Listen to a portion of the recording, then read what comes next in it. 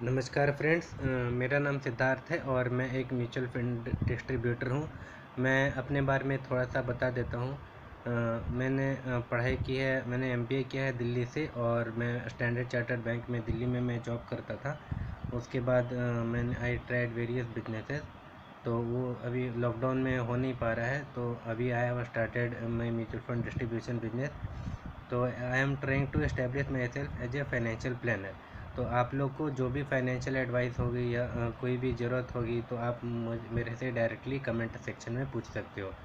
तो अभी मैं बता सकता हूँ। और सबसे इम्पोर्टेंट मैं ये बात मैं वीडियो के द्वारा ये बताना चाहता हूँ कि लोग फाइनेंशियल पोजीशन पे, अपनी फाइनेंशियल कंडीशन पे अपने ध्यान नहीं देते। मतलब जॉब करते हैं तो जॉब अगर जो भी सैलरी मिलती है 20,000 25,000 या जो भी XYZ जो भी अमाउंट ऑफ सैलरी मिलती है तो उनमें उनका नहीं हो पाता है।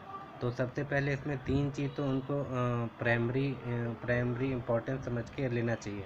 सबसे पहले तो अपना एक लाइफ इंश्योरेंस करा लेना चाहिए।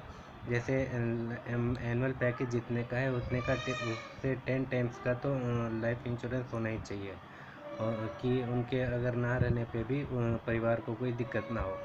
सेकेंड बात है कि हेल्थ इंश्योरेंस भी बहुत ज़्यादा ज़रूरी है।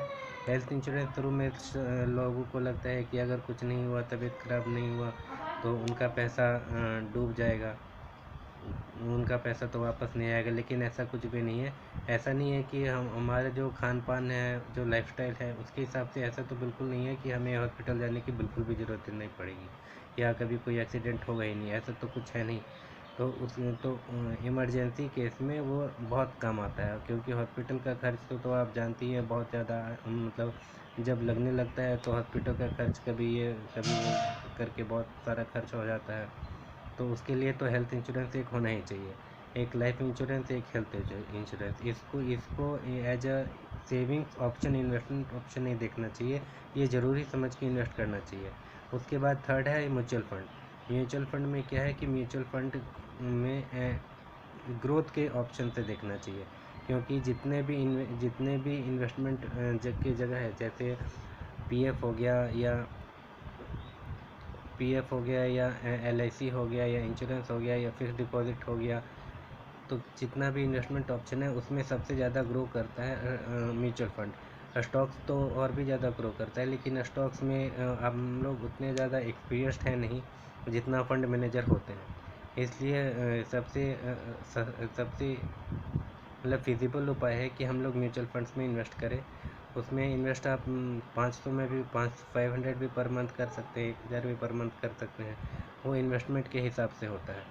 वो जो महीने का खर्च है, महीने का जो सैलरी है उसमें से खर्च हटा के जो बचता है वो हम लोग इन्वेस्टमेंट करते हैं। और फाइनेंशियल प्लानिंग इसलिए इम्पोर्टेंट है क्योंकि बहुत लोग ध्यान नहीं देते हैं, और फिर बाद में क्या होता है कि उनका इनकम से ज़्यादा खर्च हो जाता है। कभी लोन लेने का ज़रूरत हो जाता है, कभी होम लोन लेना पड़ जाता है, कभी कार लोन लेना होता है। तो ये हम लोग को देख के चलना पड़ता है, कि देख के चलना होता है कि इनकम हमेशा ज़्यादा होना चाहिए, खर्च हमेशा कम होना चाहिए।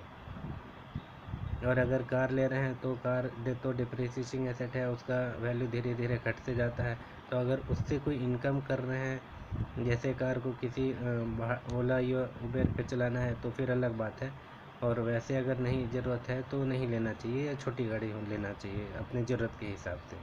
तो ये सब चीज़ों पे लोग ध्यान नहीं देते हैं, और उनका कभी कभी खर्च ज़्यादा हो जाता है और इनकम कम रह जाता है, या एक ही सैलरी पर डिपेंड करते हैं। जैसे कोई बहुत लोग हैं इंडिया में जो एक ही सैलरी, एक नौकरी पे डिपेंड रहते हैं। जैसे प्राइवेट हो या गवर्नमेंट नौकरी भी है तो नौकरी से ही पूरा घर चलता है। ऐसा नहीं होना चाहिए। एक अल्टरनेटिव सोर्स भी एक रख लेना चाहिए, जैसे कि कोई पार्ट टाइम इनकम के लिए भी उपाय कर लेना चाहिए। और बाकी आपको कोई भी दिक्कत हो, कोई भी कन्फ्यूजन हो, या आप चाहते हैं कि तो उसके लिए आप कमेंट सेक्शन में बता सकते हैं। कुछ भी अगर मन में हो या मेरे वीडियो में कोई भी दिक्कत हो तो कमेंट सेक्शन में लिख सकते हैं, और मैं जिसकी भी ज़रूरत होगा उसकी मैं फाइनेंशियल प्लानिंग अभी तो स्टार्टिंग में कर दूँगा फ्री में। वैसा कोई हमारा कोई चार्ज नहीं है अभी। और वीडियो कैसा बना वो भी बता दीजिएगा कमेंट सेक्शन में। और please like my channel and सब like my video and subscribe to my channel. Thank you.